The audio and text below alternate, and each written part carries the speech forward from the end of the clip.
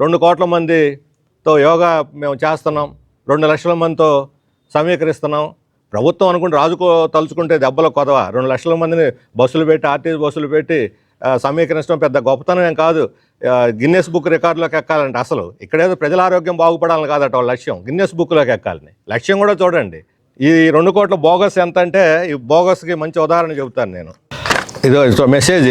గౌరవనీయులైన వి శ్రీనివాసరావు గారు, మీరు యోగాంధ్ర 2025 కార్యక్రమంలో పాల్గొనాలన్న ఆసక్తిగా హృదయపూర్వక అభినందన తెలియజేస్తున్నాం. మీ యోగాంధ్ర నమోదు సంఖ్య సో అండ్ సో. నేను అప్లై చేయలేదు, అడగను లేదు. నేను అడిగినట్టు అది 2 కోట్ల అసలు సమస్య, అసలు రహస్యం అది 2 కోట్ల రహస్యం. యోగాంధ్రకి ఎవరు రిజిస్టర్ చేసుకోకుండానే చేసుకున్నట్టు వాళ్ళు అభినందించి దాన్ని లెక్కేసేసారు. 2 కోట్ల మంది అయిపోయారు. ఈ రకమైన బోగస్ రిజిస్ట్రేషన్లతోటి, ఈ బోగస్ రిజిస్ట్రేషన్లు చేసి 2 కోట్ల మందిని గవర్నమెంట్ 70 కోట్లు ఖర్చు పెట్టి ప్రజల ధనం ఎందుకు వృధా చేయాలని అడుగుతున్నాను.